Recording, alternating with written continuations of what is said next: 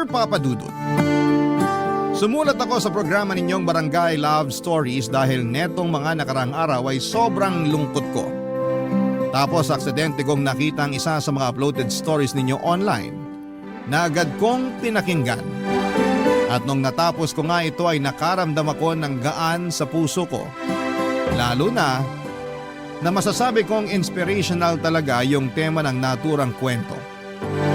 Doon na nagsimula ang pakikinig ko sa programa ninyo tapos ay naisip ko na what if ako naman ang sumulat para humingi ng payo sa mga kabarangay natin, Papa Dudut. Pero bago ko simulan ang pagkukwento ay magpapakilala muna ako sa inyo.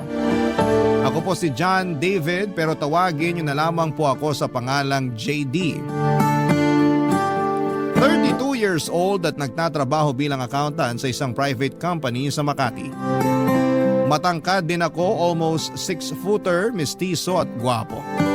Dahil sa physical kong katangian, mataas talaga ang tiwala at kumpiyansa ko sa sarili ko. Yun din ang dahilan kung bakit naging habulin ako ng mga kababaihan. Wala ano magagawa ko kung pinanganak akong magandang lalaki? Pero syempre aminado rin akong chick boy, lalo na noong hindi ko pa nakikilala yung babaeng nagpatibok sa puso ko. Isang araw, inibitahan ako ng best friend ko na magpunta sa party ng family nila kung saan ay 70th birthday celebration ng lola nila. Dito ko nakilala si Clarice na girlfriend ng isa sa mga cousin ng kaibigan ko. Maganda siya, sexy at may pagkasingkit. Malakas din ang datingan niya pero at the same time ay hindi siya yung mga tipo ko. Palibasa ay meron na rin akong ibang babaeng tinitingnan sa party na pinuntahan ko pero malabo ko siyang makausap. Kaya naman nagpunta na lamang ako sa cocktail section ng party hall para kumuha ng inumin.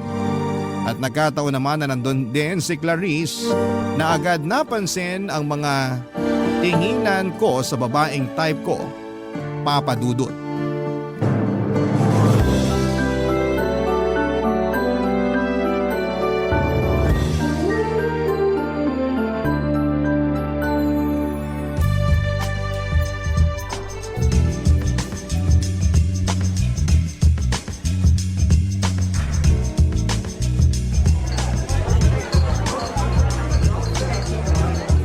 JD, tama? Oo, ikaw si Clarice? Ako nga. Pansin ko kanina pa nang lalaki ang mata mo kakatitig kay Yela. Yela who? Ayun Nahalata mo pala. Masyado ka namang observant. Of course. Simula kasi nang ipakilala ka sa akin ng boyfriend ko kanina. Hindi ka na nawala sa isip ko. Uy, bad yan. Baka magkasala ka sa boyfriend mo. As if naman magagawa akong magloko Swerte ko na sa kanya, no? Anong ibig mong sabihin? Sabi na kayo talagang mga lalaki yung totoong chismosa. Ikaw naman? Na-curious lang since nabanggit mo na. Kaya sabihin mo na. Siyempre, napaka-gentleman niya. Kung tratuhin niya ako, malayong malayo dun sa ex-boyfriend ko na kulang na lang gawing punching bag mukha ako dahil sa hilig manuntok. Dati nga yata ang pangarap maging professional boxer tapos ako yung ginawang sparring mate. Aray, abusado pala yung ex mo. Buti na lang iniwalayan mo na siya. Yeah, pero mantakin mo umabot pa kami ng 5 years. 5 years? Natiis mo yun? Oo, mahal ko Kahit naman sino basta mahal mo yung tao, mabubulag ka sa mga red flags nila. Basta ako. Pinakamatagal ko ng relasyon, 3 buwan. Talaga? Relasyon ba tawag doon or what? Madali kasi ako magsawa sa babae. Gusto ko nagpapalit agad. Hindi ko kaya magtiis sa isang relasyon kapag di na ako masaya. Yan talaga ang mga salitaan ng mga certified chick boy. Wala tayong magagawa. Pinanganak tayong gwapo at habulin ng mga babae.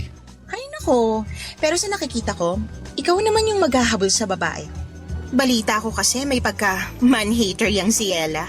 NBSB din, kaya good luck sa'yo kung paano mo popormahan. Ganun ba? E di pag naging kami, ibig sabihin ako yung magiging unang boyfriend niya. Ganun na nga. Naniniwala naman ako makukuha ako loob niya kasi lahat ng babae nahuhulog sa akin. Tingnan mo ikaw, na-attract ka nga sa akin, di ba? Huwag mo mo sabihin yan? Baka may makarinig sa'yo. Ikaw ang may sabi na simula nung ipakilala ka sa akin ng boyfriend mo, di na ako maalis sa isip mo. Kanina yun, hindi na ngayon.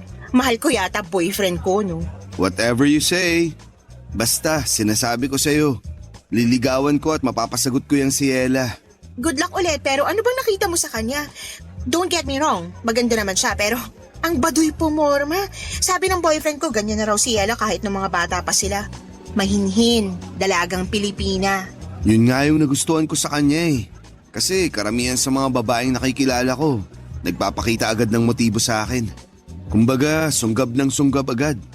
Pero si Ella, kakaiba sa lahat. Kaya nakuha niya talaga atensyon ko. Excited na ako kung paano mo mababali ang sumpa ng pagiging NBSB ni Ella. Kaya nga tulungan mo ako. Anong gusto mong gawin ko? Kunin mo number niya para sa akin. Sure, hihingin ko sa boyfriend ko.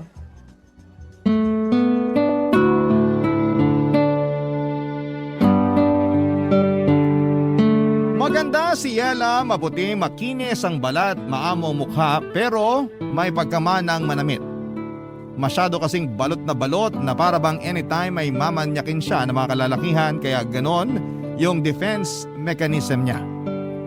Pero kitang-kita ko pa rin ang kaseksihan niya dahil pasimple ko siyang tinitingnan ng mga panahong yon. Nakuha niya kasi ang atensyon ko at swerte dahil binigay din sa akin ni Clarice ang contact number niya na nakuha nito sa boyfriend niya. Natawa pa nga ako nung chineer niya ako na galingan ko ang panliligaw kay Yela Papadudut. Sa isip ko ay challenge na mapasagot ko si Yela dahil sanay ako na ako ang nililigawan at pinapasagot ng mga kababaihan. Pero iba pala talaga sa pakiramdam kapag tinamaan ka na ng pana ni Cupido. At nangyari nga yon ng unang beses kong makita si Yela. Pagkatapos ng party agad kong tinext ang number niya. Pero ang tagal niya bago mag-reply. Siguro inabot pa ng kinabukasan mga bandang hapon. Akala ko tuloy ay pinagtripan lang ako ni Clarice kaya maling number ang ibinigay niya sa akin. Pero nung i-text ko ulit doon si Ella ay halos lumabas ang puso ko sa aking dibdib dahil sa excitement at kaba nang mag-reply na siya. Natawa pa nga ako kasi para siyang jejemong mag-text. Una niyang tinanong kung sino ako at doon ako nagpakilala sa kanya. Akala ko ay walang magiging progreso ang pag-uusap namin dahil ang tagal na naman ulit bago niya ako nireplyan. Buti na lang at hindi ako sumuko hanggang sa nagtuloy-tuloy na ang pag-uusap namin. Makalipas ang 2 linggo ay nag-decide kaming magkitang dalawa, Papa Dudut.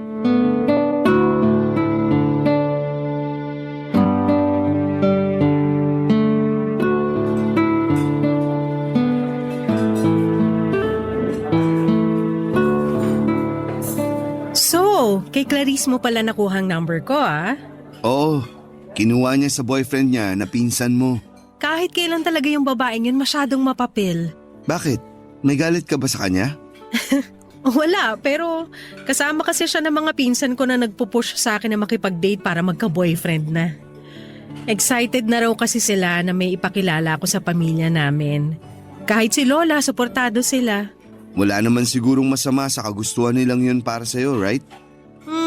Wala nga. Ako lang siguro yung ayaw. Na-mention ni Clarice na may pagka-man-hater ka raw. Totoo ba yun? What? No, OA talaga ng babaeng yun. Pero baka kaya niya nasabi kasi nga NBSB pa rin ako. Tsaka yung huling nang ligaw sa akin na lalaki, inireject ko agad para hindi na niya ipagpatuloy. Bakit? Hindi ka pa ba ready? Siguro, pero more on wala akong tiwala sa mga lalaki. Huwag ka sanang ma-offend May feeling ako na parang iba ka naman sa kanila. Normally, hindi talaga ako sumasama sa kahit na anong invite ng kung sinong lalaki pero eto tayo ngayon. Pumayag ako mag-usap tayo sa text at magkita ngayon. Hindi naman ako na-offend pero pwede bang malaman yung rason mo? Kasi karamihan sa mga lalaki manloloko. Yung kasing ginawa ng husband ng ate ko sa kanya. Biruin mo, may 2 na silang anak tapos 6 na taon na rin silang kasal. Hindi pa kasama dun yung 4 na taon nilang mag-boyfriend-girlfriend kaya bali 10 taon na silang magkarelasyon. Tapos pinagpalit lang siya sa ibang babae nung mokong na yon na nakilala lang niya doon nung last na nagbakasyon kami sa Boracay. Ay, grabe yung iyak ng ate ko. Kasi pinili talaga nung husband niya yung babaeng yon kesa sa kanila ng mga anak niya. Mali nga yung husband ng ate mo kasi hinayaan niyang masira yung pamilya nila. Pero di naman lahat ng lalaki katulad niya, Yela. Hindi ko naman nila lahat pero kasi...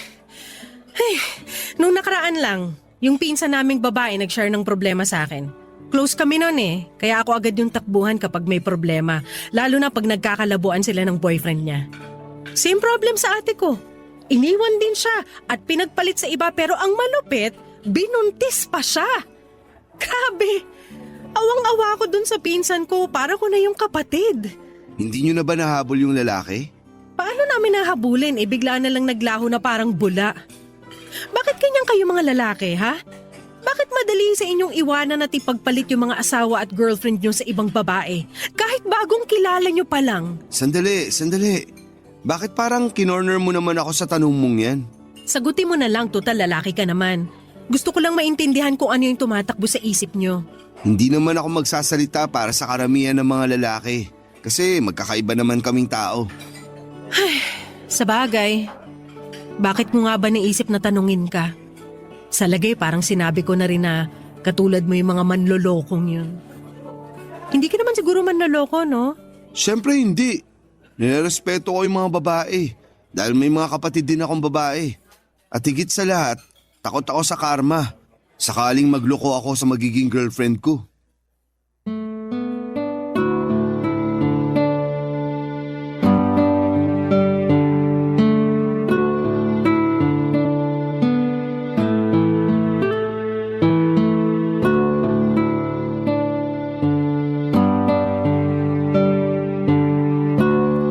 Papadudot after ko siyang i-date sa isang mamahaling restaurant sa isang lugar na kung saan ay hindi ko akalaing magdadala ako ng babae. Pinasyal ko naman siya sa park, Papadudot, since nabanggit niya na mahilig siya sa nature. At buti na lang dahil maganda ang panahon ng araw na yon. Marami po kaming napag-usapang mga bagay tungkol sa trabaho niya at hobbies niya. Yung iba nga ay mga random things lang pero nagulat ako. Kasi na-enjoy kong pakinggan at malaman yon. After our first meet-up/date ay hinatid ko na si Yela sa apartment na tinutuluyan niya. Pero bago kami maghiwalay ay ninakawan ko siya ng halik sa labi niya. Kabado ako kasi akala ko ay sasampalin niya ako pero kitang-kita ko lang na nag-blush siya at ngumiti, Papadudot. Tapos ay nagulat ako kasi bigla niyang inangkla ang mga braso niya sa leg ko. At hinapit ako palapit sa kanya para ipagpatuloy ang aming halikan. Ang date naming yon ay nasundan pa ng ilang paglabas na masasabi kong nauuwi. Or nauuwi sa pag-check-in namin sa motel dahil hindi na talaga namin kayang pigilan ang init ng aming mga katawan. Oo, nakuha ko na si Yela sa kama pero hindi pa kami mag-on. Kaya nag-worry ako ng husto dahil baka wala talaga siyang planong makipagrelasyon sa akin. Pumayag naman siyang ligawan ko pero hindi niya pa rin ako sinasagot. Ewan, hindi lang ako sanay siguro kasi si Yela ang unang babaeng niligawan ko. Kaya naman may pangamba sa puso ko na baka pinapaasa niya lamang talaga ako. At sa uli, wala akong mapala sa kanya ng mga panahong yon, Papadudot. Barangay Love Stories. Barangay Love Stories. Pero lahat ng agam-agam ko kay Yela ay nawala. Noong pagkaraan ng isang buwan na panliligaw sa kanya ay binigay na niya sa akin ang matamis niyang oo. Grabe. Pakiramdam ko ako na ang pinakamaswerteng lalaki sa mundo dahil girlfriend ko na siya, Papadudot. Sa sobrang saya ko noong sinagot niya ako sa isa sa mga date namin, nilibre ko yung mga katabi naming table na kumakain. Wala sobrang in love ako kay Yela at ang sarap-sarap nito sa pakiramdam. Ilang larawan ko yon na para bang hindi na nakasayad sa lupa ang aking mga paa at nakalutang na ako sa ulap, Papadudot. Noong naging mag-on kami ni Yela ay doon ko na-discover na marami pa rin kaming pagkakaiba. At dahil nga may pagka-introvert siya, Hindi ko siya mayayang pumunta sa mga bar para mag-relax at uminom ng kaunti. Kaya ang ending ay tropa ko na lamang ang niyayaya ko o kung hindi naman sila available ay nagsusolo na lamang ako. Pinapayagan naman ako ni Yela kasi hindi naman siya mahigpit, which I like dahil ayoko nung pakiramdam na kinokontrol ako. Masaya na rin naman ako na may kaunting lungkot kasi sana naman kahit papaano'y subukan man lang niyang makisama sa mga trip ko, Papa Dudut.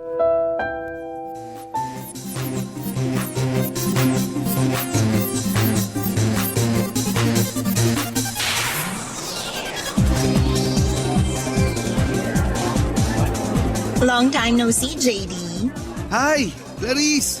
Long time no see rin. May kasama ka ba? Wala, solo trip. Ikaw? Wala rin. Akala ko pa naman kasama mo si Yela. Congratulations pala kasi sa wakas nasira mo na yung sumpa ng pagiging NBSB niya. Thank you. Sabi ko naman sa'yo, mapapa-oo ko siya. Ikaw wala kang tiwala sa kagwapuhan ko. Kasalanan ko bang mawalan ng tiwala sa'yo? Naghuhumiyaw din yung pagiging chick boy mo. Hindi na ako chick boy. Good boy na ako. Nax, pwede ba yun? Ang alam ko kasi once na chick boy ka na, forever chick boy ka na.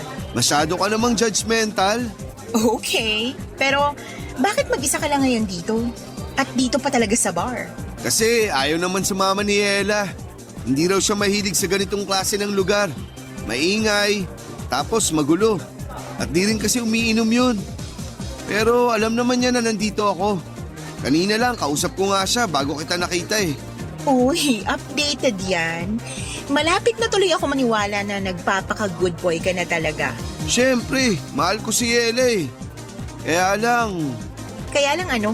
kasi ang dami-dami naming pagkakaiba. Lalo na sa hobbies. Nakakatampo lang kasi. Di man lang niya magawang mag-adjust para sa akin. Katulad na lang nung pagsama niya rito sa bar para mag-chill.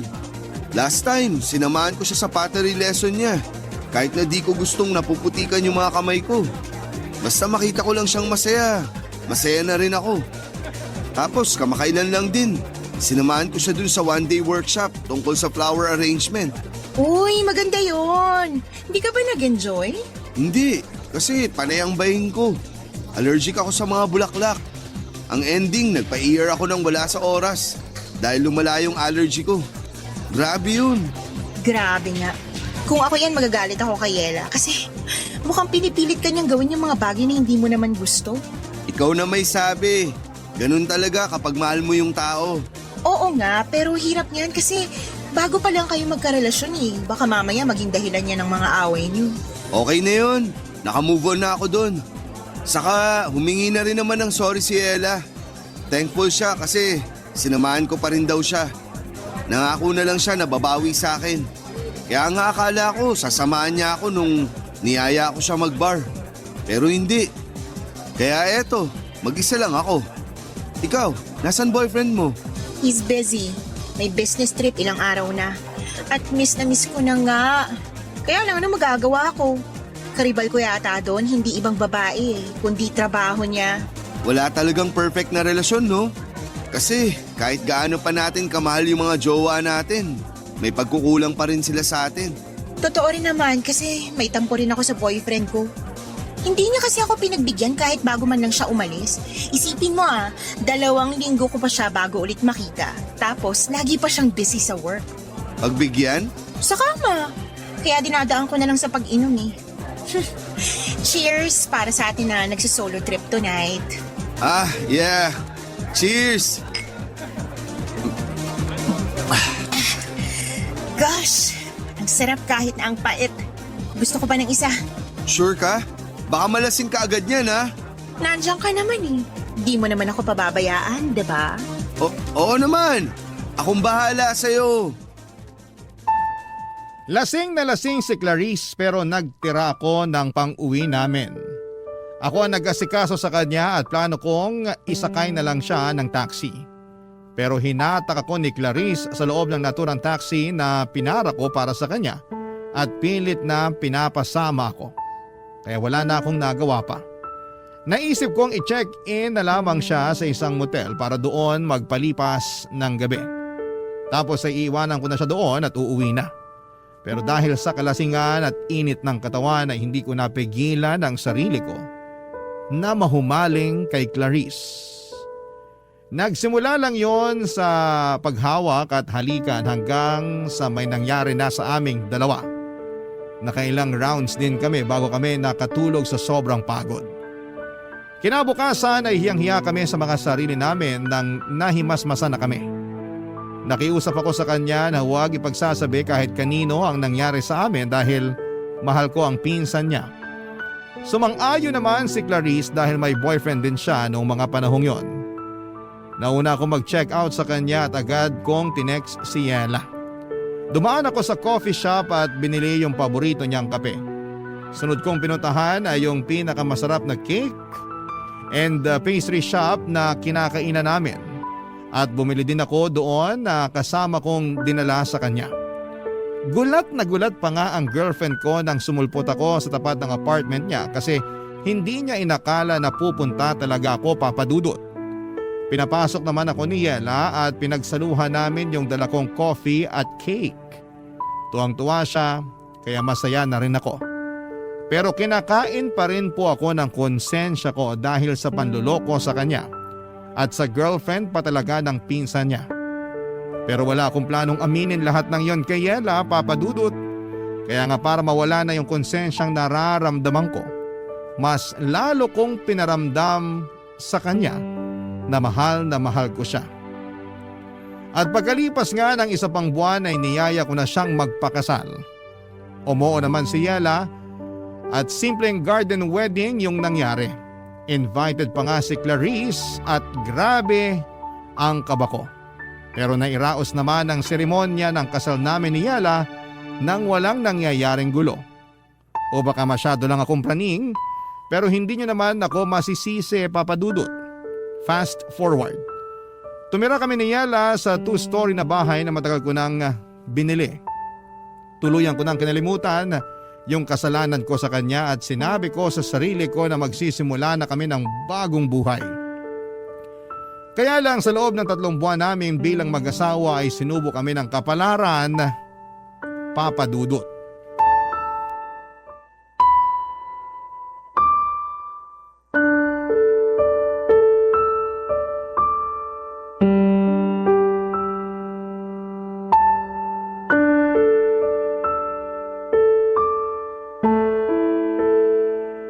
Negative na naman, babe. Ganun ba? Hayaan mo na. Subukan na lang ulit natin. Pero paano kung wala na naman? Paano kung negative na naman yung resulta? Hindi ko alam pero umasa na lang tayo na baka makabuo na rin tayo, babe. Pero pagod na akong umasa para lang mabigo na naman. Hindi na tayo bumabata. Gusto ko na magka-baby tayo, babe. Ikaw ba ayaw mo pa? Siyempre gusto ko pero kung hindi pa binibigay sa atin, anong magagawa natin? So ganun na lang yun? Anong ganun na lang yun? Gusto mo na tanggapin na lang natin na hindi na tayo magkakaanak, ganun ba? Wala akong sinasabing ganyan, Yela. Sa tono mo kasi parang okay lang sa'yo na hanggang ngayon wala pa rin tayong baby. Eh ano ang gagawin ko? Sige nga, sabihin mo yung gagawin ko at gagawin ko. Bakit mo ako sinisigawan? Ikaw kasi, para kang bata kung umasal. Ako pa pala yung parang bata umasal masisisi mo ba ako? Ginagawa naman natin yung lahat pero parang wala pa rin. Bakit ganon? Bakit yung iba ang dali lang sa kanila magka-baby? Pero bakit tayo hirap na hirap? Ano bang mali sa katawan ko? Nakakainis naman. Babe, makinig ka, okay? Makinig ka sa akin, please. Titigan mo ako sa mga mata, Yela. Nakikinig ako sa'yo. Ikaw na ang may sabi. Ginagawa naman natin ang lahat. Kaya nga tiyagain lang natin. Sundin natin yung sinabi ng doktor na gagawin para makabuo tayo. Tapos ipagdasal din natin. Kasi naniniwala ako na kapag pinagdasal natin yung bagay na gustong gusto natin, ibibigay sa atin yun ng Diyos. Ayoko lang na iwanan mo ko pag hindi kita nabigyan ng anak. Bakit ko naman gagawin yun? Hindi ko lang mapigilang matakot. Hindi ko gagawin yun sa'yo. Hindi kita iiwanan dahil lang di mo pa ako mabigyan ng anak. Di ba? Nangako tayo sa harap ng Diyos na aalagaan natin ang isa't isa, na mananatili tayo sa tabi ng isa't isa sa hirap at ginhawa. Kaya bakit ko naman sisirain yung sumpaan natin yun? Sige nga. Pasensya na kung masyado lang akong praning. Ayoko lang masira yung pamilya natin lalo na nagsisimula pa lang tayo. Hindi masisira ang pamilya natin kahit naabutin pa tayo ng ilang dekada na mag-asawa. At kung kalooban ng Diyos na hindi tayo magkaanak, di pa rin kita iiwan, babe. Mahal na mahal kita. Ikaw yung babaeng pinili kong makasama habang buhay. Kaya tutuparin ko yung pinangako ko sa'yo nung kasal natin. Mahal na mahal din kita. At ikaw din yung lalaking gusto ko makasama habang buhay. Kaya salamat, babe. Kasi napanatag na yung kalooban ko. Mabuti naman. Halika nga, yakapin kita. Huwag mo na munang isipin na wala pa rin tayong baby hanggang ngayon, ha? Buo naman yung pamilya natin, kahit wala tayong anak. Saka malay mo, binibigyan lang tayo ni God ng mahaba-habang time para masolo ang isa't isa bago tayo maging ganap na magulang. Kaya huwag ka na masyadong mag-alala. Sana nga ganun lang yun. Sana nga pansamantala lang yung hindi natin pagkakaroon ng baby. Kasi ready na naman tayo maging magulang kaya sana pagkalooban na tayo. Basta, wag lang tayong tumigil sa pagdadasal. Naniniwala ako na nakikinig siya sa atin. Hindi lang si Yela ang frustrated ng mga panahong yon dahil ako rin, Papa Dudut. Gustong gusto ko na rin kasi na magka-baby lalo pa't hindi na ako bumabata pa. I'm already 31 that moment at yung ibang batchmate ko ay may 2 o 3 anak na. Malaki rin ang pagsisisi ko kasi sana noon pa lamang ay nakilala ko na si Yela para maaga kaming nakapagsimula ng pamilya. Tapos kung kailan pwede na, saka naman kami hindi magka-baby. Sa kabila ng lahat ay alam kong mas matindi yung lungkot na nararamdaman ng misis ko dahil hindi niya ako mabigyan ng anak. Kaya nga imbes na sisihin siya sa bagay na hindi rin naman niya kontrolado, inunawa ko siya ng husto, inalagaan at minahal, Papa Dudut. Sa kabila ng paulit-ulit naming pagkabigo na magkaanak ay hindi pa rin kami sumuko ni Yela. Regular kaming nagpapakonsulta sa doktor at sinusuyod ang lahat ng pwedeng makatulong sa amin. Ganon din na sinusunod ang mga payo ng mga eksperto. Pero higit sa lahat ay natutunan naming lumapit sa Panginoon para ipanata ang pagkakaroon namin ng anak. Nandun yung bumibisita kami sa mga kilalang simbahan para magdasal sa mga santo nila na tuparin ang tanging hiling naming mag-asawa upang mas makumpleto na ang pamilya namin. Mahirap pero nandun yung pag-asa na isang araw ay diringgin din ng langit ang aming dasal na magkaanak na, Papa Dudut. Barangay Love Stories. Barangay Love Stories. Pagkalipas ng 2 buwang pamamanata at pagdarasal na sana'y mabuntis na si Yela, ay sinurpresa niya ako isang umaga ng magandang balita. Kakatapos lang niyang magpiti noon at ayon sa resulta ay buntis siya, Papa Dudut. Buntis ang misis ko. Kaya naman sobrang saya namin. Nag-aayakan pa nga kami mag-asawa at nagpasalamat sa may kapal dahil sa blessing niya sa pamilya namin. Bigla kami nabuhayan ng loob dahil sa paparating naming baby. Sa katunayan ay bilang excited parents ay hindi na kami magkanda o gaga sa pagpaplano ng mga gamit na bibilhin at bagay na gagawin kapag pinanganak na ang aming anghel. Kaya lang ay hindi na yon natupad dahil pagkalipas lamang ng 2 linggo ay dinugo na si Yela at nalaglag ang baby namin. Masakit mawalan ng anak. Kahit na sabihin ninyong dugo pa lamang yon at hindi pa naman nagtatagal simula nang mabuo sa sinapupunan ni Yela. Pero matagal namin siyang hinintay at kinasabikang dumating. Kaya ganoon na lamang ang hinagpis naming mag-asawa ng maagang bawiin sa amin ang aming anak, Papa Dudut. Pagkalipas ng 2 buwan ay sinubukan ulit naming magka-baby at positive ulit si Yela. That time ay mas iningatan na namin ang pagbubuntis niya pero pagkalipas lang ng 1 buwan ay muling nalaglag ang baby namin. Lugmok na lugmok kaming mag-asawa at hindi ko makausap ng matino si Yela. Hanggang sa bigla na lamang pumasok sa isipan ko yung kasalanang nagawa ko kay Yela. At ewan ko ba kung bakit ko biglang chinat sa messenger si Clarice para maglabas ng nararamdaman sa kanya. Kinomfort naman niya ako at aaminin kong gumaan ng feelings ko ng panahon na yon. Hindi ko na lamang namalaya na mas madalas ko na pala siyang kinakausap kesa sa misis ko, Papa Dudut.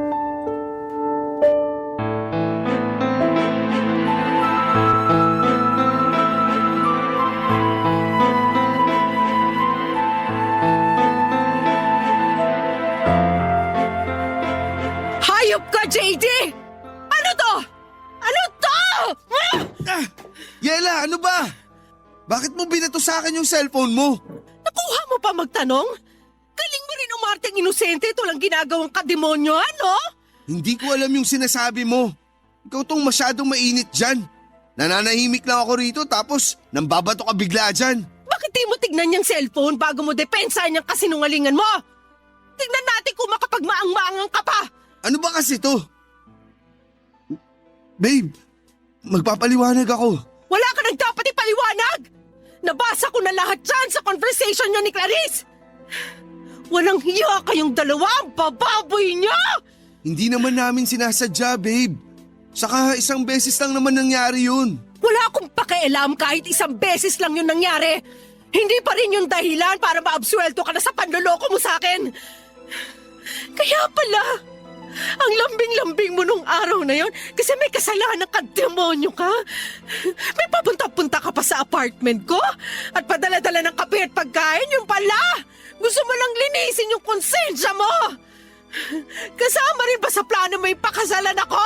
Pinakasalan kita kasi mahal kita, babe. Huwag mo nga ako tawagin, babe. Nasusuka ako sa pagbumuka mo. Makinig ka kasi muna sa akin. Sige, bibigyan kita ng 1 minuto para magsalita. Sabihin mo na lahat ng gusto mong sabihin. Siguraduhin mo lang na makukumbinsi mo ako sa mga idadahilan mo dahil kung hindi, ewan ko na lang. Please, Yela. Huwag mo akong iwan. Hindi ko kakayanin pag nawala ka sa akin. Mahal kita eh. Yung nangyari sa amin ni Clarice, wala lang yun. Dahil lang yun sa alak. Saka kasalanan niya kasi inakit niya ako. Nagmagandang loob lang ako na i-check-in siya nun sa motel. Kasi lasing na lasing siya. Pero siya tong nagbigay ng motibo. Pero pinatulan mo pa rin. Ibig sabihin gusto mo rin. Ibig sabihin malisyoso ka. Kaya ginalaw mo siya. O tapos ano na ngayon? Ha? Sa kanya ka naman nagpapa-comfort kasi alam mong devastated ako dahil sa pagkawala ng mga anak natin?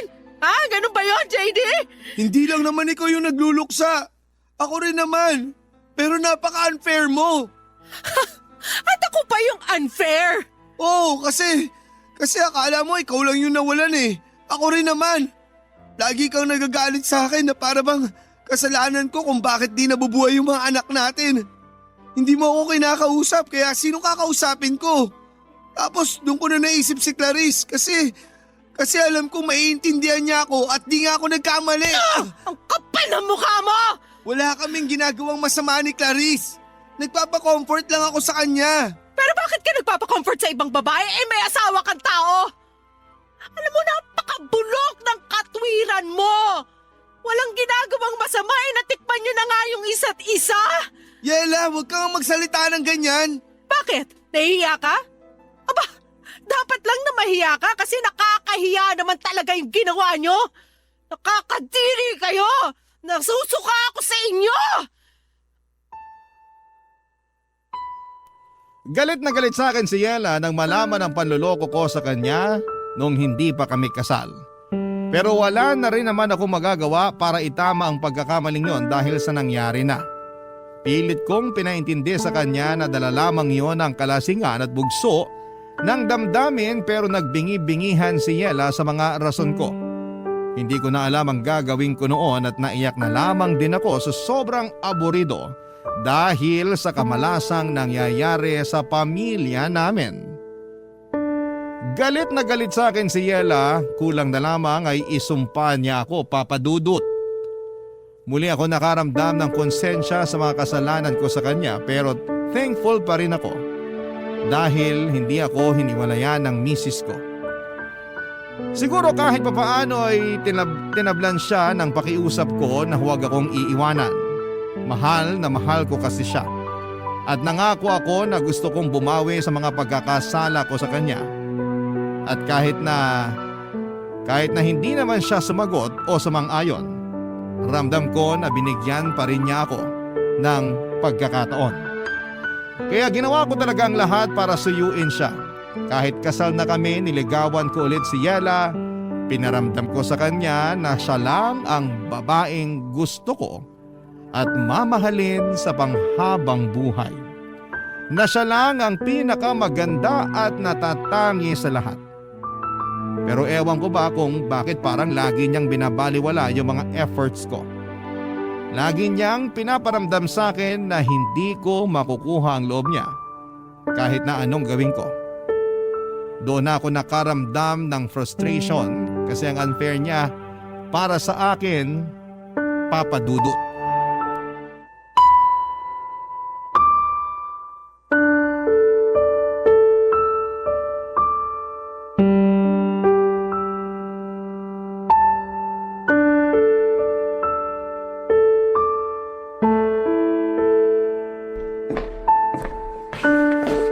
Babe, pinagluto kita ng paborito mong sopas. Ito dinalan kita. Lapag ko lang dito sa may tokador. Kain ka na. Salamat pero ayoko. Wala rin naman akong gana. Ay, pero hindi ka rin nagapunan kagabi. Natulog ka lang kasi sabi mo wala ka rin gana. Kailangan mong kumain kahit konti dahil iinom ka pa ng gamot. Ilang araw na yung lagnat mo. Pwede ba iwanan mo na lang ako kasi lalong sumasama pakiramdam ko sa ingay mo eh. Dami mong sinasabi, naiinis ako. Nag-aalala lang naman ako sa'yo. Wala akong pakialam. Yela naman, di mo kailangan sumigaw. Naririnig naman kita eh. Kung naririnig mo naman pala ako, edi sana kanina ka pa umalis. Nag-aalala nga ako sa'yo kasi ilang araw ka nang may sakit. Kaya hindi ka gumagaling kasi ang tigas ng ulo mo. Mas gusto ko nga na hindi na ako gumaling para mamatay na lang din ako katulad ng mga anak natin. Wag mo namang sabihin yan Sasabihin ko yung gusto kong sabihin dahil ito yung niraramdaman ko. Pagod na ako, JD. Pagod na akong pakisamahan ka sa isang bubong dahil ang asawa na kita. Sinubukan ko naman na patawarin ka. Nabigyan ka ng tsansa na bumawi pero sa tuwing nakikita kita, naaalala ko yung pagtataksil mo sa akin. At wag mo na rin subukan mga tuwiran dahil hindi na inuubra sa akin, hayop ka. Ay, pero ginagawa ko naman lahat, di ba? Bumabawi ako. Nagsisisi. Pinaparamdam ko sa'yo na ikaw lang yung mahal ko. Akala mo ba sapat na yon? Kasi kung oo, di sana nawala na tong pait at bigat na nararamdaman ko sa dibdib ko. Sana kung ganun lang kadali ang lahat, matagal na kitang napatawad pero hindi eh. Hindi nga ako makahinga ngayon dahil sa matinding galit kaya pwede ba? Lumayas ka na sa harap ko! Hindi ko kailangan ng pag-aalala mo! Please, Yela. Hayaan mo lang akong gawin yung tungkulin ko bilang asawa mo. Hayaan mo akong alagaan ka. Sige na. Kumain ka na para makainom ka na ng gamot. Sabi ayoko niyan! Bakit mo ginawa yun? Nag-aaksaya ka ng pagkain. Ikaw kasi kulit mo eh! Sinabi ayoko ng sopas mo, pinagpipilitan mo pa! Tsaka nung malay ko kung nilagyan mo pala yan ng lason para matuluyan na ako. Nang sa ganon, kayo na ni Carissy magsama! Walang ganun. Masyado ka lang praning. Masisisi mo ba ako? Kasalanan mo kung bakit ako nagkakaganito. Kaya magtiis ka. Kasi ito na yung ganti ko sa'yo. Sisiguraduhin kong ikaw ang susuko sa ating dalawa dahil hindi na mangyayari na babalik tayo sa dati. Wala kang dapat na sisihin kundi sarili mo. Kaya linisin mo na yung kalat at umalis ka na sa harapan ko. Wala akong nagawa ng mga panahong yon kundi ang sundin ang gusto ni Yela. Niligpit ko yung natapong sopas at nagkalat na bubog ng mangkok bago siya iniwang nakahiga at umiiyak sa kwarto namin. At kahit na anong pakiusap at pagpapaamo ko sa kanya, Papa Dudut, ay paulit-ulit niya rin akong pinagtatabuyan. Hindi ko na po alam ang gagawin ko. Lugmok na lugmok ako kasi nagbago na ng tuluyan ng babaeng pinakamamahal ko. Pero sa kabila ng lahat ay hindi pa rin ako tumigil na mag-effort para mapatunayan kay Yela na nagsisisi na ako sa mga nagawa ko sa kanya, Papa Dudut. Mahal na mahal ko si Yela at ayokong masira ang pamilya namin dahil lang sa mga kasalanan ko sa nakaraan. Kaya lang napapagod din naman ako, napapatanong ako sa sarili ko kung tama ba ang trato sa akin ni Yela o masyado na siyang nagiging unfair. Para sa akin ay hindi ko deserve na tiisin ng ganito katagal, lalo pa humingi naman ako ng tawad at pilit na nagbabagong buhay na. Sana po ay mapayuhan ako ng mga kabarangay natin sa problemang pinagdadaanan ko, Papa Dudut. Hanggang dito na lamang po ang sulat ko and thank you in advance. Sakali pong mapili po ninyong i-ere ang aking kwento. God bless and more power sa Barangay Love Stories. Ang inyong forever kapuso at kabarangay, JD. Dear Papa Dudut, hindi raw matatawag na pamilya ang nakatira sa isang bahay kung hindi sila binubuo ng tatay, nanay at mga anak. Ayun nga lang, hindi lahat ay binigyan ng kakayahan na magkaanak. Hindi lahat ng mag-asawa ay maswerteng nabibigyan ng pagkakataon na magkaroon ng masayang pamilya. Papa Dudut, tawagin niyo na lamang po ako sa pangalang Alma, 41 years old at nakatira dito sa Makati. Nagtatrabaho ko noon sa bangko kung saan ko nakilala ang asawa kong si Oscar. Siya rin ang dahilan kung paano ko na-discover ang inyong programa na Barangay Love Stories. Dahil ito raw ang paborito niyang programa sa Barangay LS 97.1.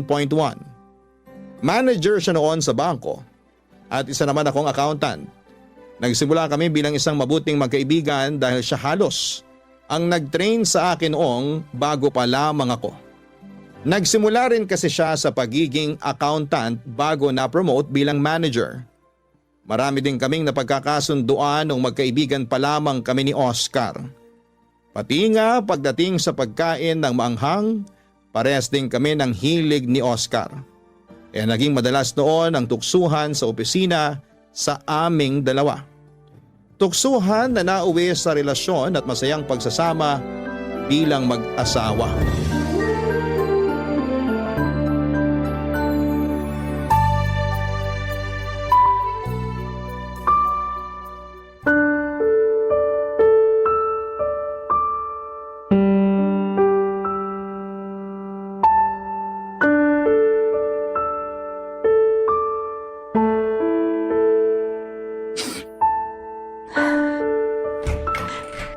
Alma, nalaban mo ba yung color blue na uniform ko?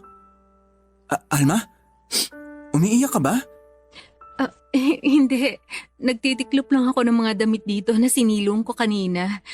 Ano nga yung hinahanap mo na uniform? Bakit ba umiiyak ka na naman? Hindi naman ako umiiyak. Huwag ka na mag-deny kasi namamaga pa yung mga mata mo. Sabihin mo na lang sa akin ang totoo. Wala namang dahilan para umiyak ako, Oscar. Medyo sinisipon lang talaga ako kaya naluluhan na rin ang mga mata ko. Yung baby ba natin? Dahil ba to sa pagkalaglag ng baby natin mula sa sinapupunan mo ilang buwan nang nakakaraan? Sabi ko naman sa'yo, hindi mo kailangan na maglihim sa akin. Akin na nga yung mga kamay mo at hahawakan ko ng mahigpit. Sorry, Oscar. Bakit ka naman nagsasorry?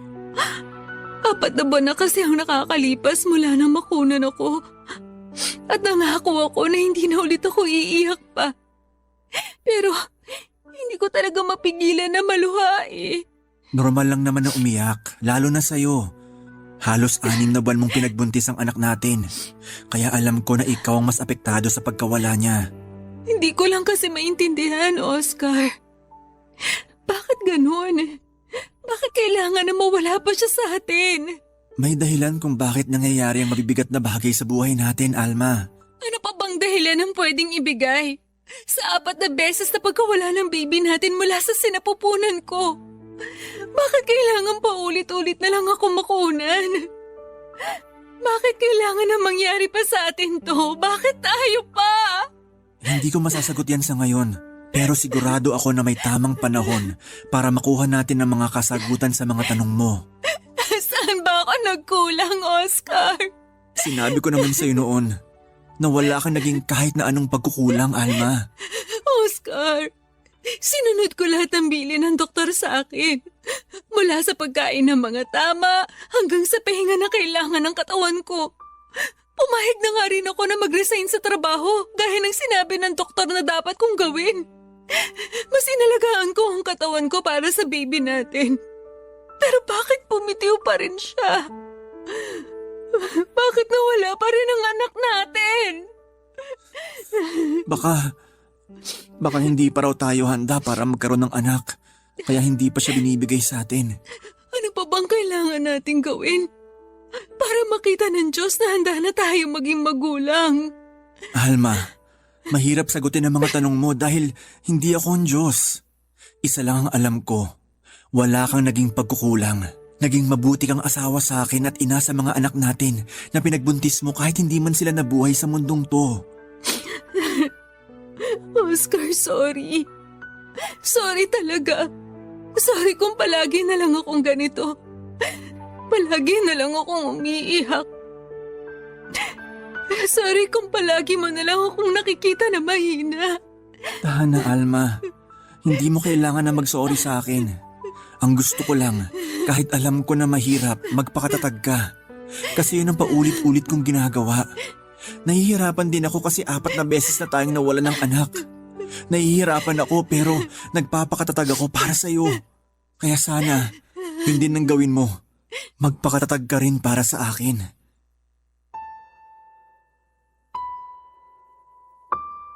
Papa Dudut, walang perpektong tao at wala ring perpektong relasyon. Pero lahat ay ginawa namin pareho ni Oscar para talagang magkaroon kami ng maayos na pagsasama. Solong anak lang si Oscar ng mga magulang niya kaya umasa ang mga ito na mabigyan namin sila ng maraming apo. Naalala ko pa noong unang beses ko silang makilala. Walang ibang bukang bibig ang nanay niya kung hindi sana maka-4 o 5 anak daw kami ni Oscar. Umaasa raw sila na magkakaroon kami ng malaki at masayang pamilya. Nang mga panahon na yon ay hindi pa kami kasal ni Oscar.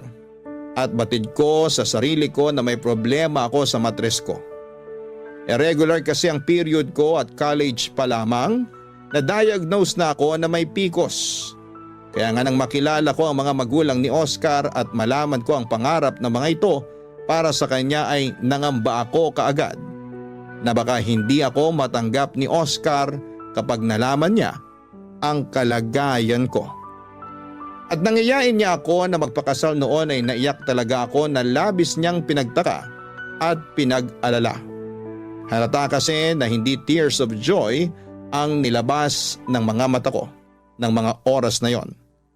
Luha yon ng lungkot at pangamba. At doon ko sinabi sa kanya ang kalagayan ko na baka mahirapan ako na bigyan siya ng anak. O baka hindi ko na siya tuluyang mabigyan ng anak. At tinanong ko siya kung mamahalin at pakakasalan niya pa rin ba ako kahit na hindi ko siya mabigyan ng anak. Sinabi niya naman na tanggap niya at mamahalin niya ang lahat sa akin. Kaya ng araw na yon, Papa Dudut, ay tinanggap ko ang alok niya ng pagpapakasal sa akin.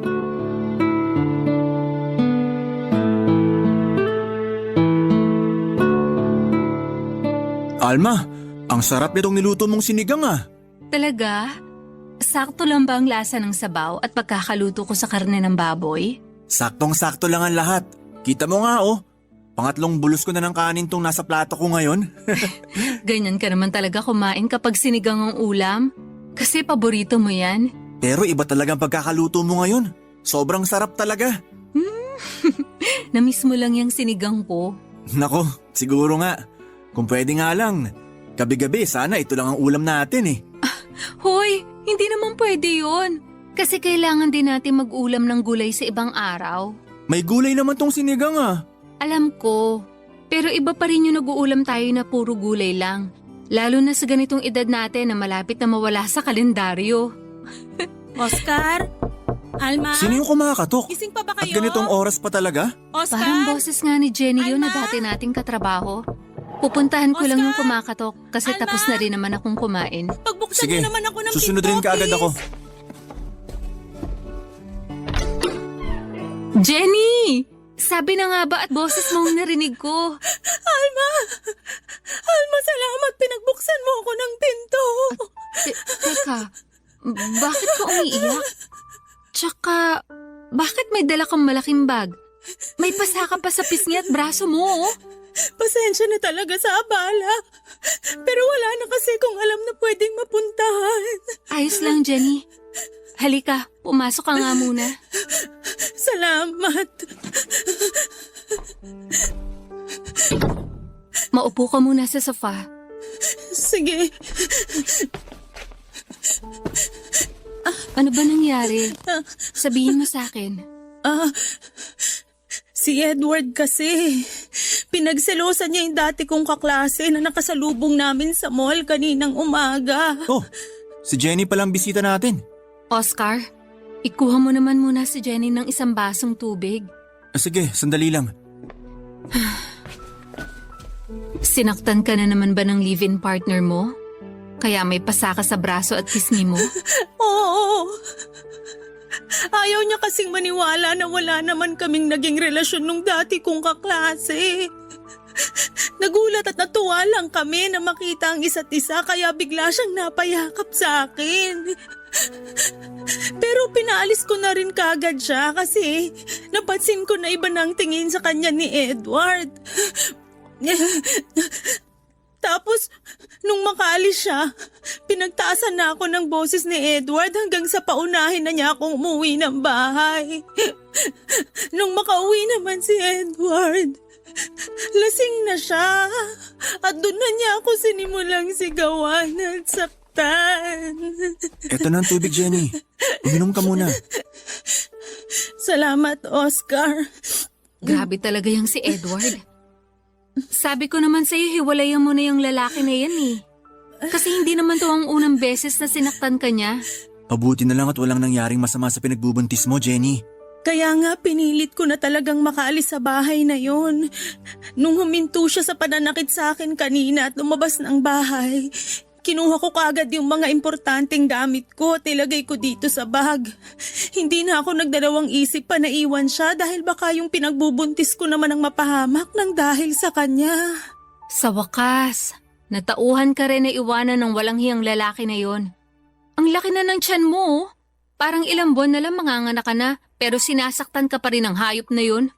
Alma, Oscar, alam kong nakakahiya pero pwede bang dito muna ako sa bahay niyo kahit ilang araw o linggo lang? Wala kasi akong alam na pwedeng puntahan dito sa Maynila. Nasa Davao kasi yung mga kamag-anak ko. Oo naman, Jenny. Parang kapatid na kita kaya welcome ka dito sa bahay namin ni Oscar.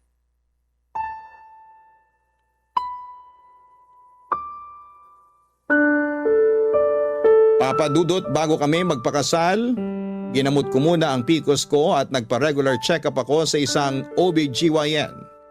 Gusto ko kasi na maayos kong maibigay ang sarili ko sa magiging asawa ko. Mahigit na 1 taon na gamutan hanggang sa maging regular na ang buwan ng dalaw ko. At sabi ng doktora ko noon na mas naging maayos na raw ang matres ko. Kaya naman nang magpakasal kami ni Oscar ay medyo buo na ang loob ko na mabibigyan ko na siya ng anak. Pero hindi pa rin pala naging madali ang proseso. Lalong tumibay ang pagdududa ko sa sarili ng 4 na beses na akong makunan. Sobrang bigat noon kasi pakiramdam ko. Naging pabaya akong ina. Kahit lahat ng payo ng doktor ay sinusunod ko naman. Mula sa minor exercise na kailangan kong gawin, mga gamot na kailangan kong inumin at pagpapahinga para sa katawan ko. Hanggang sa pati na ang pag-resign sa trabaho ko ay sinang-ayunan ko rin. Lahat ng effort at sakripisyo ko ay nakita yon ni Jenny na kaibigan at dati kong katrabaho. Bago siya umalis sa bangko kung saan kami nagkakilala ni Oscar, siya ang pinaka naging malapit na kaibigan ko. Kaya naman alam niya lahat ng tungkol sa kwento ng relasyon namin ng asawa ko. At hindi talaga kami nagdalawang isip na tulungan siya, Papa Dudut. Barangay Love Stories. Barangay Love Stories. Papa Dudut, na unang magtrabaho si Jenny sa bangko kung saan kami nagkakilala ni Oscar noon. Kaya naman nauna rin talaga silang maging magkaibigan. At masasabi ko na si Jenny ang naging tulay para maging malapit kami noon ni Oscar sa isa't isa. At kahit sa ibang bangko na siya nagtatrabaho noon, siya pa rin ang kinuha naming maid of honor sa kasal naming mag-asawa. Nung minsang kausap ko noon si Jenny, naikwento niya sa akin ang tungkol sa pagiging seloso at mapanakit ng live-in partner niyang si Edward. Pero hindi ko inakala na darating sa puntong pupunta siya sa bahay namin na maraming pasa sa mukha at katawan. Pinayuhan namin siyang magsampa ng kaso o kahit na ipabarangay ang kinakasama niya, pero ayaw niya na raw ng mas malaking gulo. Nakiusap na lamang siya na tumuloy sa amin hanggang sa makapanganak siya. Nagsilang ng isang napaka-cute na baby girl si Jenny, Papa Dudut. Malusog ito at kamukha talaga ng kaibigan ko kahit baby pa lamang ang anak niya. 2 buwan pa ang lumipas ay nagpaalam si Jenny na magtatrabaho sa Taiwan at iiwan muna sa amin ang anak niya. May kamag-anak daw kasi itong nagtatrabaho doon at nag-alok ng mabilisang proseso kay Jenny para makapagtrabaho din doon. Ang sabi niya ay magpapadala daw siya ng panggasto sa oras na maging maayos na ang sitwasyon niya doon. Kaya pumayag na rin kami ni Oscar. Maayos ang komunikasyon namin sa unang ilang buwan niya sa Taiwan. Hanggang sa hindi na namin siya muli pang nakausap. May nakarating na lang na balita sa amin na nakapag-asawa na siya ng ibang lahi at hindi pinaalam sa lalaki ang tungkol sa anak niya. Kaya naman sa halos 9 na taon ay kami ang nag-alaga sa anak ni Jenny na si Lotlot.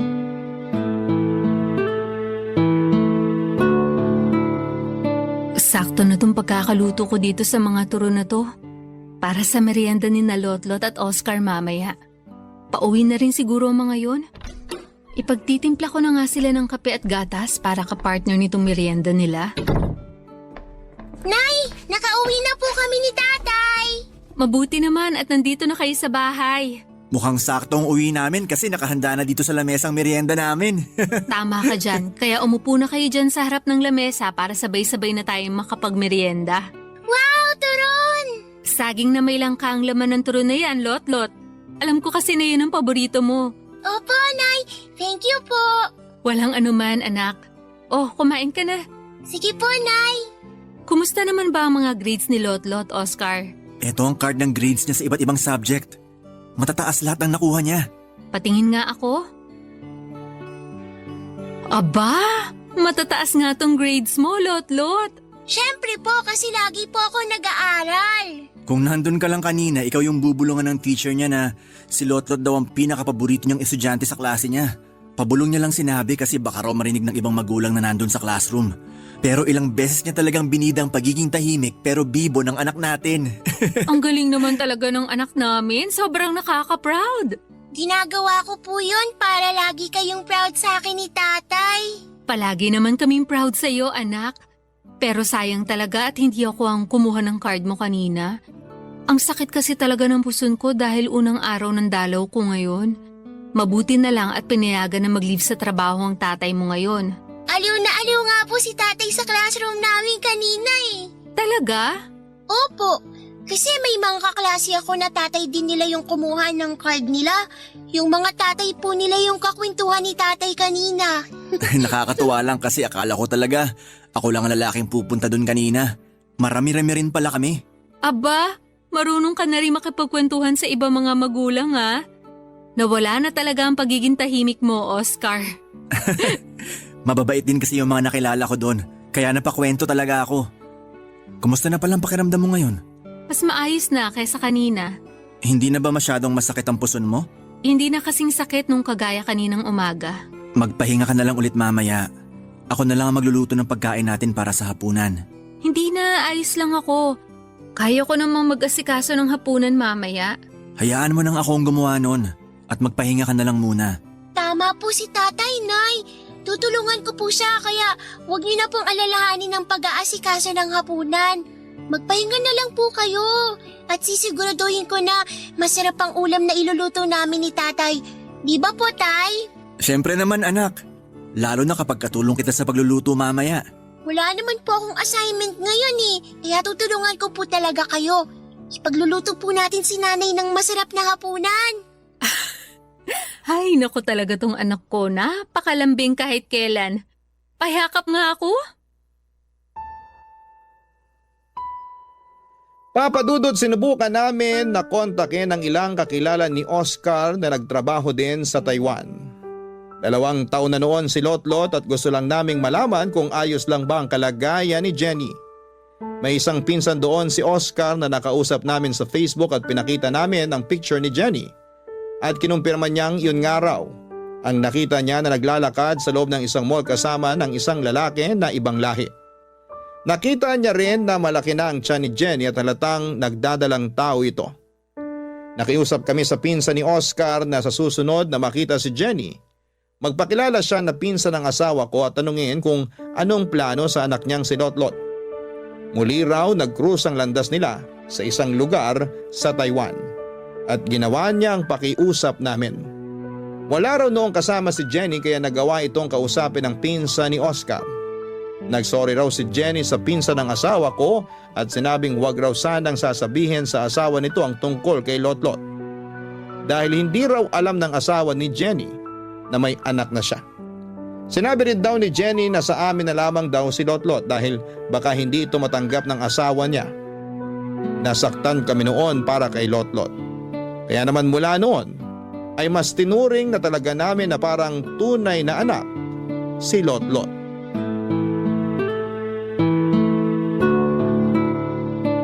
Oscar, heto na ang kape at tinapay mo na may palamang peanut butter.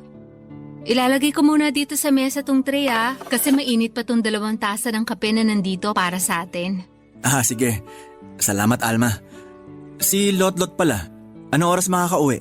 Siguro bago mag 5. Pero ihahatid naman daw siya nung nanay ng kaklase niya. Medyo malapit lang din naman dito yung bahay kung saan sila gumagawa ng school project ng mga classmates niya. Mukhang napaka-busy ng anak natin Nako, sinabi mo pa, Oscar. Minsan nga nang sinilip ko yan sa kwarto niya na madaling araw, nakita ko na nakahiga na siya sa kama niya. Malalim na ang tulog pero may hawak pa na libro. Sinabi ko na sa kanya noon na iwasan ang pagbabasa ng libro habang nakahiga Pero talagang dinadala niya hanggang sa kama niya ang pagre-review niya. Malapit na rin kasing exam nila, di ba? Oo, sa susunod na linggo na. Gusto niya kasi na mas mataas pa ang makuha niyang grade sa last grading period nila. Kaya grabe talaga siya mag-aral. Baka naman maabuso niya masyadong katawan niya. Sinabi ko naman na okay na yung grades na nakuha niya nung nakaraan. Hindi niya na kailangan na mas taasan pa ang lahat ng yun. Pinaalala ko na yan sa kanya. Ang sabi ko, wag siya masyado magpupuyat kasi ayaw natin na magkasakit naman siya. Makulit lang talaga yung anak natin at gusto na mas galingan pa sa klase nila. Pero wag kang mag-alala. Palagi ko naman chine-check ang oras ng pagtulog niya Minsan lang kapag nagigising siya na madaling araw, inaaral niya ulit ang huling libro na huling binasa niya. Yun ang kwento niya sa akin na minsan mag-usisa ako kung bakit may hawak siyang libro habang nakahiga sa kama niya at malalim na ang tulog. Mukhang kailangan ko na mag-isip ng regalo para sa darating na recognition day niya. Alam mo ba na dapat sasabihin ko na sa'yo yan? Kasi sigurado ako na maraming medalya na naman ang isasabit natin sa kanya. Pero hindi naman mahilig sa material na bagay si Lotlot Baka mag-request lang siya na mamasyal tayo, manood ng sine at kumain sa labas. Tama ka dyan. Kasi dun pa lang sobrang saya na ng anak natin. Oscar? Boses ni Jenny yun Nandiyan ba kayo? Anong masamang hangin na nagdala sa kanya dito sa bahay natin? Pagkatapos ng 9 na taon. Sasamahan na kitang pagbuksan siya ng pinto. Mabuti pa nga. Kasi baka hindi ko mapigilan ng sarili ko at kung ano pa masabi ko sa kanya. Alma! Nandyan ba kayo? Kasi... Ay, Mabuti naman at nandito kayo ngayon sa bahay nyo. Anong kailangan mo? Ayan kagad talaga ang tanong? Hindi ba pwedeng kumustahin mo muna ako, Alma? Ang lakas naman ng loob mo na sabihin sa harap namin yan. Ikaw ba? Nagawa mo bang kumustahin kami o si Lotlot sa loob ng 9 na taon? Kaya nga nandito ako ngayon, di ba? Dahil sa anak ko. Anak mo na kami ang nagpalaki at kinilala bilang mga magulang niya. Kasi yung tunay na nanay niya, nawala ng pakialam sa kanya. Alam ko naman ang naging pagkakamali ko. At nandito ako ngayon para itama ang lahat ng yon. At sa tingin mo talaga may itatama ka pa? Alma, Hindi ko naman talaga ginusto na iwanan sa inyo ng matagal yung anak ko. Kinailangan ko lang talaga ng oras para aminin sa asawa ko yung tungkol sa kanya. Pero ngayon, tanggap na niya ang lahat sa akin kaya pwede ko nang kunin ang anak ko. Ay teka! Wow! Ganun na lang yon ha? Alma, kumalma ka muna. Jenny, hindi mo pwedeng basta kunin na lang sa amin ang bata. At bakit hindi? Kahit pagbalik-balik na rin niyo ang mundo, ako pa rin ang nanay niya. Magkano ba ang kailangan niyo, ha? Kwentahin niyo ang lahat ng nagastos niyo sa anak ko at babayaran ko. Kahit kailan, hindi mababayaran ng pera ang ginawa namin pag-aalaga at binigay namin pagmamahal kay Lotlot. Kaya umalis ka na dito, Jenny. Kasi hindi ko ibibigay sa iyo si Lotlot. Hindi mo makukuha sa amin ang anak ko. Hindi mo siya makukuha sa akin dahil ako na ang nanay niya. Ako na, Jenny! Ako na!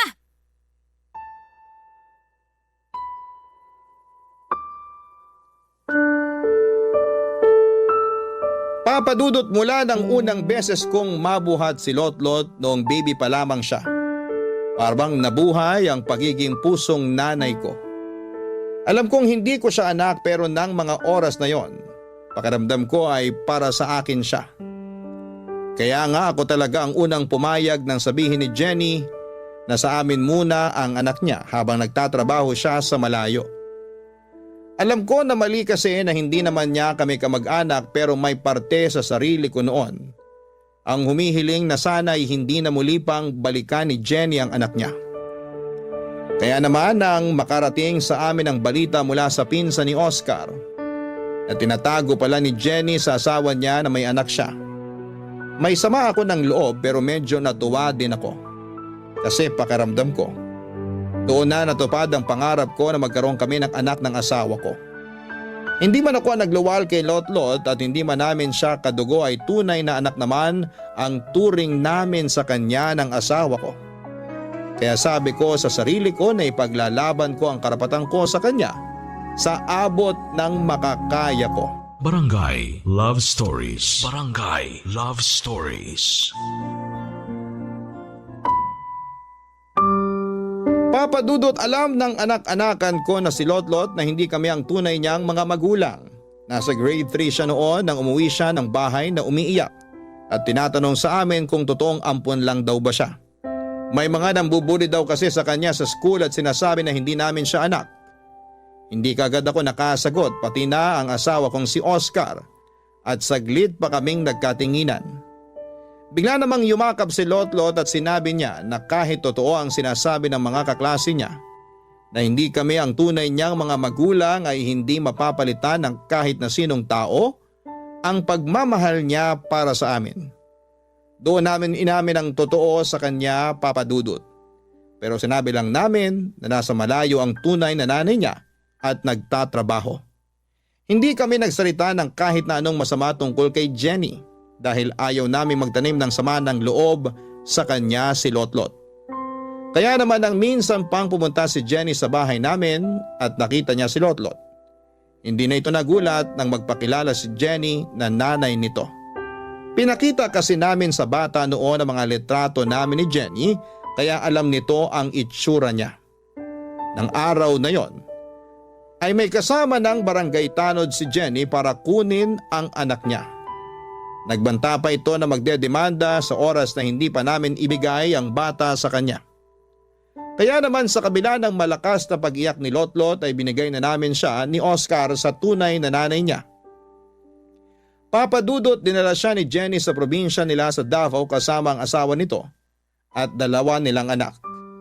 Nung unay nakakapag-text at nakakatawag pa sa amin si Lotlot hanggang sa tuluyan na kaming mawala ng komunikasyon sa kanya.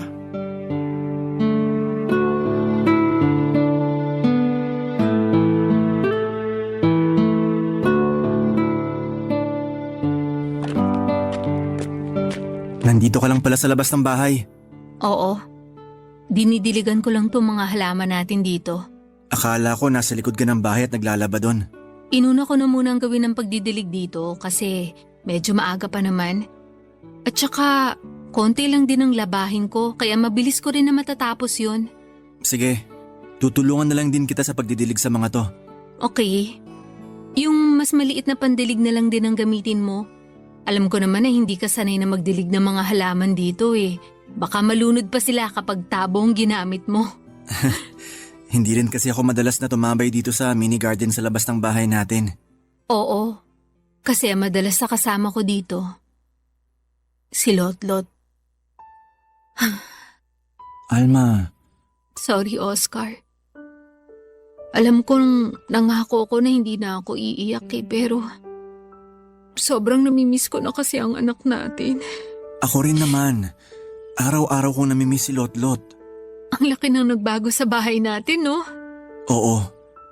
Kahit ganun pa rin ang itsura, nagbago naman yung sigla. Dahil hindi na natin naririnig ang malalakas na tahawan ni Lotlot.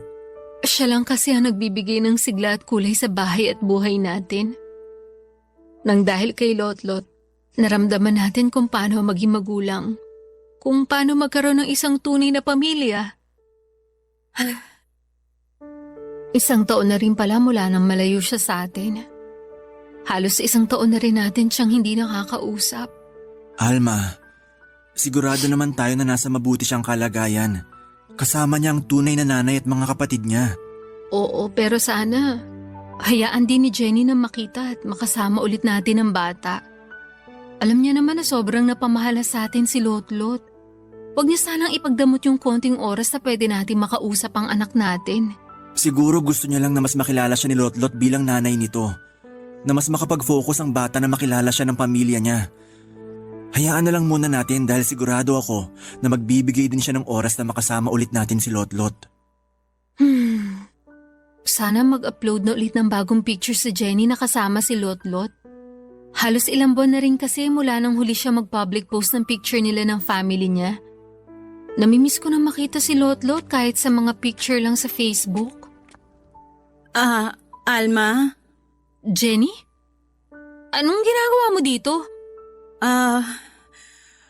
Gusto ko sana kayong makausap. Kasama mo ba si Lotlot? Hindi, pero siya ang dahilan kung bakit pumunta ako ngayon dito sa bahay niyo. Una sa lahat, gusto ko munang humingi ng tawad para sa mga nagawa at nasabi kong mali sa inyong dalawa. Alam ko naman na hindi ko dapat nilayo sa inyo si Lotlot. Alam ko na sobrang minahal niyo ang anak ko na parang tunay niyo na ring anak. Gusto ko lang talaga na mas mapalapit kagad ang loob niya sa amin kaya umuwi kami ng Davao. Sorry talaga. Sa totoo lang, nasaktan talaga ako sa ginawa mo. Pero pilit kong inintindi ang lahat. Inintindi ko kasi pareho tayong nanay ni Lotlot. Kaya malaki ang pasasalamat ko sa inyong mag-asawa, lalo na sa iyo, Alma. Para sa pag-aalaga at pagmamahal na binigay mo sa anak ko. Lumaki siyang napakabuting bata at walang galit sa akin. Dahil yun daw ang sinabi mo sa kanya. Alam kasi namin na darating ang araw na babalik ka at magpapakilala sa anak mo. Kaya sinabi namin sa kanya na kahit na anong mangyari, huwag siyang magtanim ng sama ng loob sa'yo. Salamat. Salamat talaga sa inyo. Pero Jenny, kasama mo bang lumawas ng Maynila si Lotlot? Pwede ba namin siyang makita o kahit madalaw man lang? Oo, pwede niyo siyang dalawin na puntahan. Nasa Maynila rin siya pero nakakonfine siya sa ospital dahil sa sakit niya na bone cancer. Stage 4. Papadudot nung nakakausap pa namin sa text at tawag si Lotlot. Madalas niyang ikwento na napakabait daw ni Jenny sa kanya. Pati na ng asawa nito at 2 anak. Kaya naging panatag ang kalooban namin na nasa mabuti siyang kalagayan. Pero pagkalipas ng 1 buwan na hindi na ulit nakapag-text o nakatawag si Lotlot sa amin. Nung unay nag-aalala talaga ako dahil wala na akong naging balita pa sa kanya. Nakablock kasi ako sa Facebook ni Jenny. Kaya naman gumawa ako ng dummy account At nang makita ko sa mga public posts niya ang mga pamamasyal ni Jenny kasama ang asawa nito, si Lotlot at 2 pang anak, ay naging panatag na ang loob ko kahit na papaano. Inisip ko na lamang na ang mahalaga ay masaya si Lotlot kasama ang tunay na nanay niya. Pinilit kong makontento sa mga nakikita ko na public post ni Jenny kasama si Lotlot sa Facebook. Ang hindi ko inaasahan, yung biglang pagdating ni Jenny sa bahay namin para sabihin na may taning na ang buhay ng pinakamamahal namin na si Lotlot.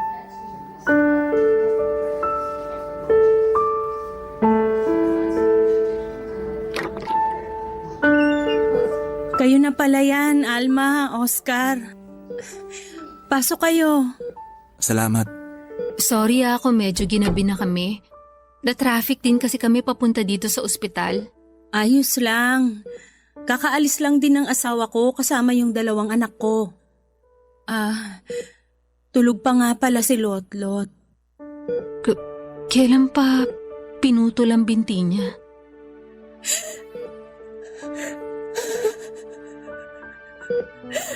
Two months ago. Umasa kasi kami na kahit paano mapipigilan pa ang pagkalat ng cancer sa katawan niya.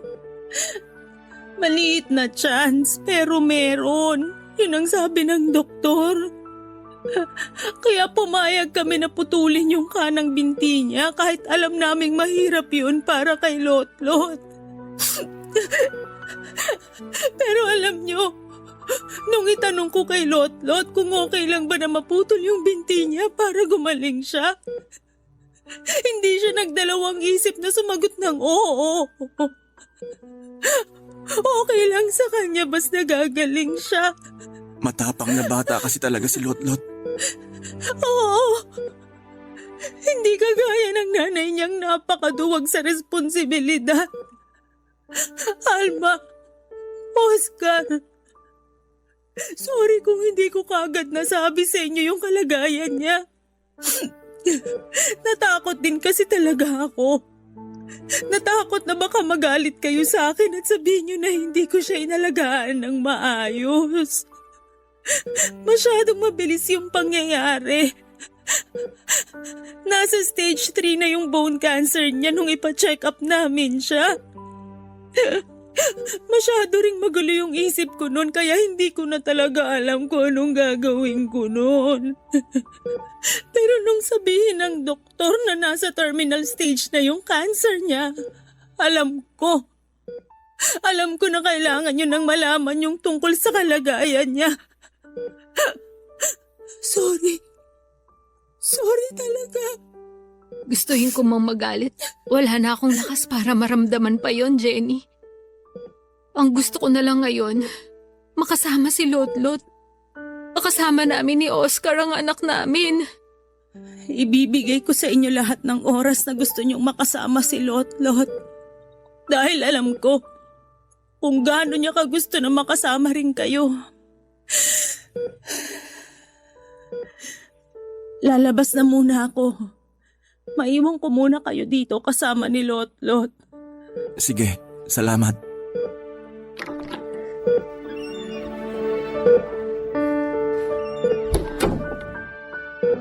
Oscar, ang laki na nang nagbago sa itsura ng anak natin. Sobrang payat na siya. Tsaka ang putla ng mga labi niya. Sana mas maaga ko siyang naalagaan. Sigurado ako na paulit-ulit niya tayong hinahanap noon. Tatay Oscar? Nanay Alma? Kayo po ba yan? Lotlot, anak! Kami to ng nanay Alma mo. Nananaginip po ba ulit ako? Anak, hindi to isang panaginip lang. Totoo na nandito kami ng tatay mo sa tabi mo. Kami talaga to, Lotlot. Eto, hahawakan ko ang kanang kamay mo. Hindi nga po ako nananaginip. Totoo po na nandiyan kayo ni tatay ngayon. Nararamdaman ko po ang higpit ng hawak niyo sa kamay ko at init ng palad niyo, Nay. Sobrang na-miss ko po kayo. Miss na miss ka rin namin. Kung alam mo lang, Lotlot. Nay, Tay, wala na nga po pala akong kanang binti. Hindi ko na po magagawang makipaglaro ng habulan sa inyo. Ayos lang, anak. Palagi na lang kitang bubuhatin kapag naglalaro tayo. Salamat po talaga kasi dinalaw niyo po ako ngayon dito. Palagi ko po kasing napapanaginipan na kasama ko kayo. Pero ngayon, totoong nandito na po kayo sa tabi ko. At kahit kailan, hindi na kami mawawala ng tatay mo sa tabi mo. Kaya magpalakas ka, Lotlot. Magpalakas ka para sa amin. Mahal na mahal ko po kayo. Mahal na mahal ka rin namin, anak. Sobra. Kung alam mo lang, napakalaki ng pasasalamat namin sa Diyos kasi binigay ka niya sa amin. Kaya sana patuloy ka magpalakas. Dahil gusto ka pa namin makasama na mas matagal ng tatay mo. Magpalakas ka, anak, ha? Magpalakas ka para kina nanay at tatay.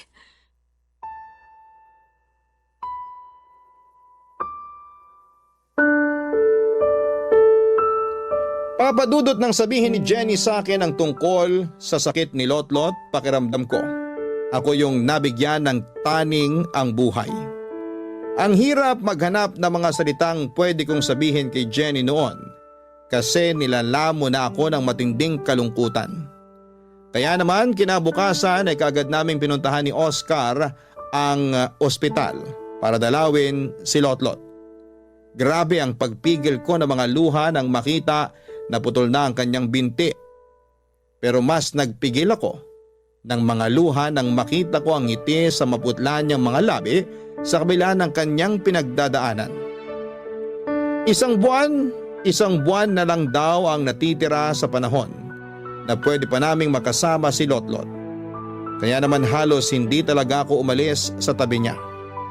Hinayaan naman ako ni Jenny na mag-alaga kay Lotlot hanggang sa huling sandali ng buhay niya. Mula sa 1 buwan na taning sa kanya ng doktor ay halos 2 buwan ko pang nakasama at naalagaan si Lotlot. Ang halos 2 buwan ng buhay ko na puno ng saya at pighati nang tuluyan na kaming iwanan ni Lotlot. Naniniwala ako, Papadudot, na ang presensya ng bawat tao ay may dahilan sa buhay ng iba. Kaya siguro naiwan sa amin si Lotlot noon ay para maramdaman ko kung paano ang maging isang nanay ng mga panahon na yon. Siya ang naging sagot sa lahat ng matinding kalungkutan na pinagdaraanan ko noon. Nang dahil sa presensya ni Lotlot, na puno ng saya ang 9 na taon ng buhay ko na kasama siya. Akala ko ay pangmatagalan na pagluluksa ang mararamdaman ko nang dahil sa pagkawala ni Lotlot. Pero makalipas ang 5 taon mula nang siya'y magpaalam, dininig ng Diyos ang napakatagal na naming ibinagdarasal ng asawa kong si Oscar. At sigurado ako na tinulungan ako ni Lotlot na ibulong sa Diyos na pagbigyan ang matagal ko nang ipinagdarasal. Ang magkaroon kami ng sariling anak. Dahil ngayon habang sinusulat ko ang kwento naming ito ay mag-4 na buwan na akong nagdadalang tao. Napakalaki ng pasasalamat ko sa biyayang ibinigay sa akin ng Diyos. Dahil sinabi ng doktor na malusog ang baby na nasa sinapupunan ko. Kaya sisiguraduhin ko na pupunuin namin ang pag-aalaga at wagas na pagmamahal ang anak namin sa oras na isilang ko siya. Gaya ng ginawa namin sa unang anak namin na si Lotlot. Umaasa ako na kahit papaano ay may maiwang aral at inspirasyon ang kwento kong ito, Papadudot. Inspirasyon na maikli lamang ang buhay ng tao kaya sulitin po natin ang bawat oras na pwede pa nating makasama ang mga mahal natin sa buhay. Hanggang dito na lamang po ang sulat ko. Mabuhay ang Barangay Love Stories at naway patuloy na mamayagpag ang Barangay LS 97.1. Ang inyong forever kapuso at kabarangay, Alma.